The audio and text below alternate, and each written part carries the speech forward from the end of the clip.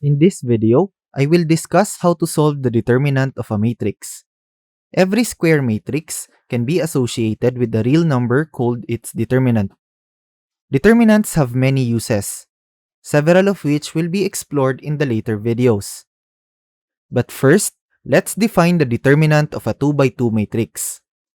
The determinant of the matrix A, which elements are A11, A12, A21, and A22, is given by this notation, which means the determinant of A, or also this notation, which is equal to A11 times A22 minus A21 times A12.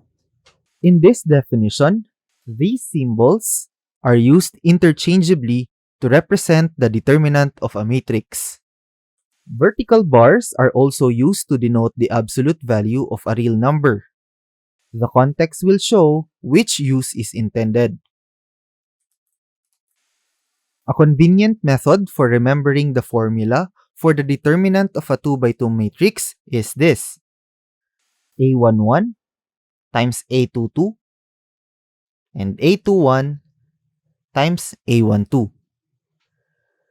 The determinant is the difference of the products of the two diagonals of the matrix. Note that the order is important. For our first example, consider example 4.1. Find the determinant of the given matrix. Using the formula stated, the determinant, denoted by det of A, is 2 times 2 minus 1 times negative 3, which is equal to positive 7. It is important to take note that the determinant of a matrix can be positive, 0, or negative. Now, let's consider matrices which order is higher than 2. To conveniently define the determinant of those matrices, we will use the notions of minors and cofactors. The definition of these are as follows. If A is a square matrix, then the minor m sub ij of the element A sub ij is the determinant of the matrix obtained by deleting the ith row and the jth column of A. The cofactor C sub ij is given by C sub ij is equal to negative 1 raised to the power of the sum of I and j times your minor, denoted by m sub ij. To obtain the cofactors of a matrix, first, find the minors and then apply the checkerboard patterns of positives and negatives shown here. So, for a 3 by 3 matrix, the first element is positive. The second element of your first row is negative. And we have positive for the third element of your first row. Similar pattern can be observed in a 4 by 4 matrix. Note that odd positions, where the sum of I and j is odd, have negative signs, such as this one, that is 1, this is the first row, plus 2, which is the second row, the result is odd, it has a negative sign. Here, the row is 2 plus 1 as the first column, so we have a negative sign, and so on. And even positions, where the sum of I and j is even, have positive signs. So this one, this is first row, so 1 plus first column, so 1 plus 1 is 2. So the sum is even, and so on. To illustrate minors and cofactors, let's consider example 4.2.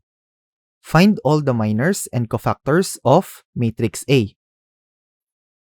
To find the minor M11, delete the first row and the first column of matrix A, and evaluate the determinant of the resulting matrix.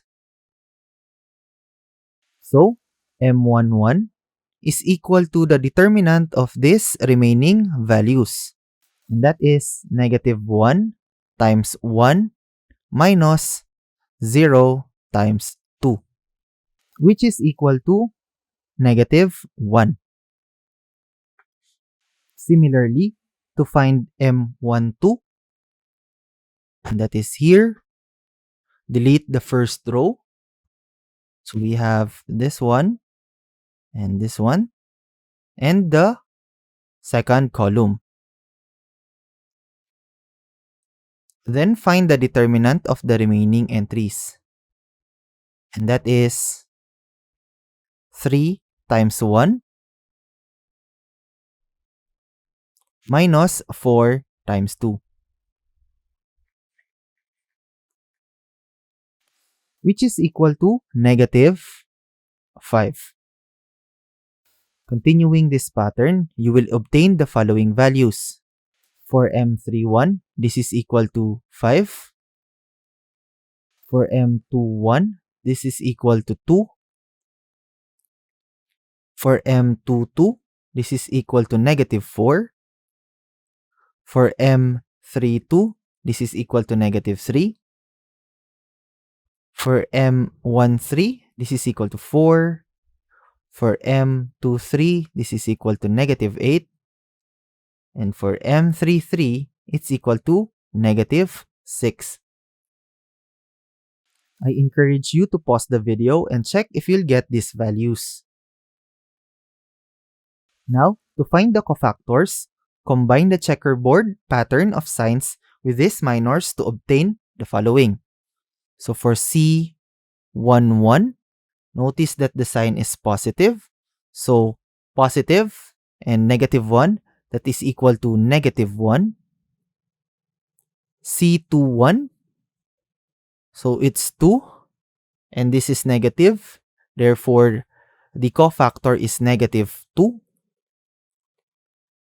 So M31 is 5, and the sign is positive. Therefore, this is positive 5. C12, so M12 is negative 5, and the sign is negative. So this will become positive. C22, so M22 is negative 4, and the sign is positive. So this is negative 4. C32, which is equivalent to M32, which is negative 3 times the negative sign. So this will become positive 3. C13, so let's check M13, that is 4, and the sign is positive. So this is still positive 4. C23, so M23 is negative 8 times a negative, that is positive 8. And C33, that is negative 6, and the sign is positive. So this is still negative 6. Now that the minors and cofactors of a matrix have been defined, we are ready for a general definition of the determinant of a matrix. The next definition is called inductive because it uses determinants of matrices of order n-1 to define the determinant of a matrix of order n. Now, to state the general definition of a determinant, we have the following. If A is a square matrix of order 2 or greater, then the determinant of A is the sum of the entries in the first row of A multiplied by their cofactors. That is this one. To illustrate this definition, consider example 4.3. Find the determinant of matrix A, which elements are given here. To solve this, we need to find the cofactors of all the entries of the first row of the matrix.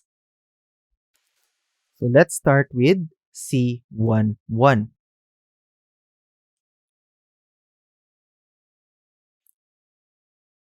So to find C11, we need to encircle this, erase the first row and the first column. Then, multiply the remaining entries, that is negative 1 times 1 minus 0 times 2 And remember that the sign here is positive, so we will leave it as it is. And this gives us -1 as our value. Next, we proceed to C12. So for C12, we encircle this cell, delete the first row and the second column. Then we identify the determinant of the remaining cell, that is 3 times 1 minus 4 times 2. And remember that this cell carries a negative sign, so we will enclose this one with a negative. And this is equal to positive 5. And finally, for C13, we encircle this cell, delete the first row and the third column. Then we get the determinant of the remaining entries, that is 3 times 0 minus 4 times -1.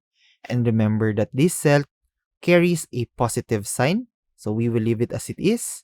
And this gives us 4 as our cofactor. And finally, let's compute the determinant of A. So that is equal to the encircled value, which is 0, times the cofactor of that entry, which is -1, plus we have 2 times the cofactor, which is 5, plus this one, the encircled value, which is equal to 1 times the cofactor, which is 4.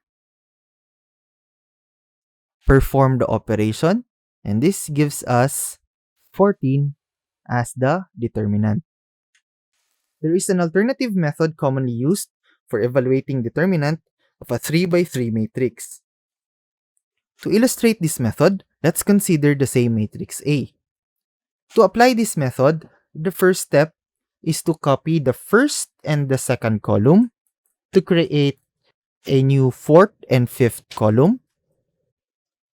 Then, we will multiply these numbers.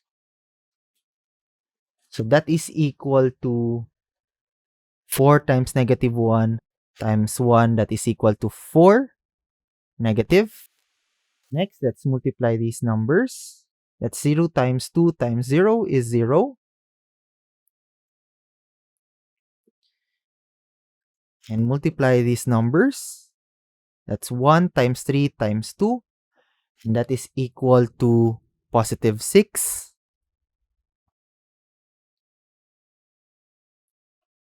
Next, multiply these numbers.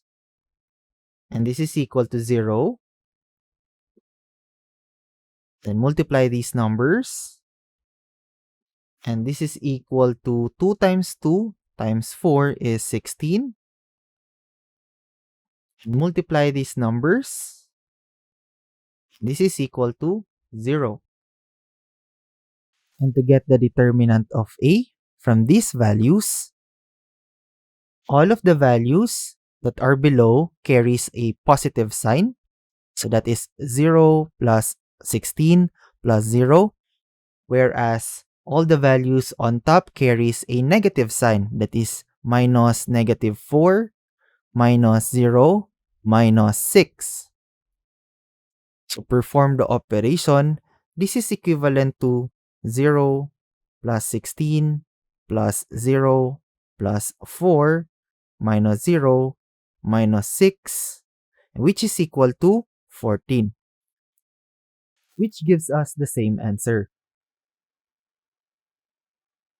Take note that this method can only be applied in a 3x3 matrix. If you want to solve the determinant of a 4x4, a 5x5, and so on, use the cofactors. That's it for our video. Thank you very much for watching and have a great day.